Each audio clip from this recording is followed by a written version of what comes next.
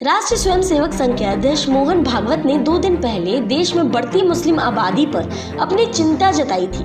उन्होंने कहा था, भारत को पाकिस्तान बनाने की कोशिशों के तहत वर्ष 1930 में मुस्लिम आबादी को बढ़ाने का संगठित प्रयास किया गया। वहीं भागवत के इस बयान पर अब AIMIM के चीफ अजदुद्दीन ओवैसी ने तगड़ा पलटवार किया है। उनका कहना है कि RSS के पास 0 दिमाग है और मुस्लिमों से नफरत 100% है। ओवैसी ने शुक्रवार को अपने ट्विटर अकाउंट पर लगातार 2 ट्वीट कर मोहन भागवत पर तीखा प्रहार किया।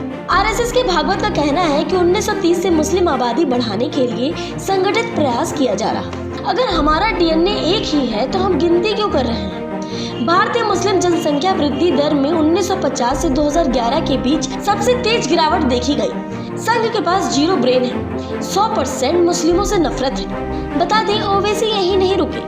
दूसरे ट्वीट में उन्होंने लिखा, मुस्लिमों से नफरत करने की RSS की आदत रही है। ऐसा कर वह समाज में जहर घोल रहा है। इस महीने की शुरुआत में मोहन भागवत ने कहा था कि हम सब एक हैं। इस बयान ने उनके समर्थकों को बहुत परेशान किया होगा, इसलिए उन्हें फिर मुस्लिमों को नीचा दिखाने और झूठ बोलने की ओर लौटना पड़ा।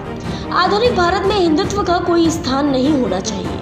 गौरतलब है कि 21 जुलाई को मोहन भागवत असम में थे। यहाँ एक कार्यक्रम में भागवत ने NRC और CAA पर लिखी एक पुस्तक का लोकार्पण किया। इस दौरान उन्होंने कहा था कि भारत को पाकिस्तान बनाने और अपना प्रभुत्व स्थापित करने के उद्देश्य से 1930 से मुस्लिम आबादी को बढ़ाने का एक संगठित प्रयास किया गया। इसकी योजना पंजाब, सिंध, असम और बंगाल के लिए बनाई गई थी और यह कुछ हद तक सफल भी हुई। खुद ही सुनिए मोहन भागवत ने क्या क्या कहा था। 1930 से योजनाबद्ध रीति से और मुसलमानों की संख्या बढ़ाने के प्रयास हुए। उसका कारण जैसा बताया गया अभी कि कोई संतरास था इसलिए इधर आके यहां संख्या बढ़े, ऐसा था, ऐसा नहीं। इकोनॉमिक कोई आवश्यकता थी, ऐसा नहीं। एक योजनाबद्ध ऐसा विचार था कि जनसंख्या बढ़ाएंगे, अपना प्रभुत्व, अपना वर्चस्व स्थापित करेंगे और फिर इस देश को पाकिस्तान बनाएंगे। ये पूरे पंजाब के बारे में था, ये सिंध के बारे में था, ये असम के बारे में था, ये बंगाल के बारे में था। कुछ मात्रा में सत्य हो गया, भारत विखंडन हो गया, पाकिस्तान हो गया, लेकिन वो जैसा पूरा चाहिए था वैसा नहीं मिला। आसाम नहीं मिला, बंगाल आधा ही मिला, पंजाब आधा ही मिला। बीच में कॉरिडोर चाहते थे, वो नहीं मिली। तो फिर जो मांग के मिला वो मिला, अब इसको कैसे लेना, ऐसा भी विचार चला।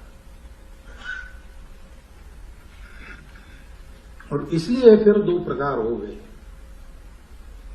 कुछ लोग वहां से आते थे, पीड़ित, संत्रस्त होकर आते थे, वो शरणार्थी, रिफ्यूजीज थे। और कुछ लोग आते थे, जाने अनजाने होगा, चाहे अनचाहे होगा, लेकिन संख्या बढ़ती थी, संख्या बढ़ाने का उद्देश्य लेके आते थे। वो संख्या बढ़े इसलिए उनको सहायता भी होती थी, होती है आज भी।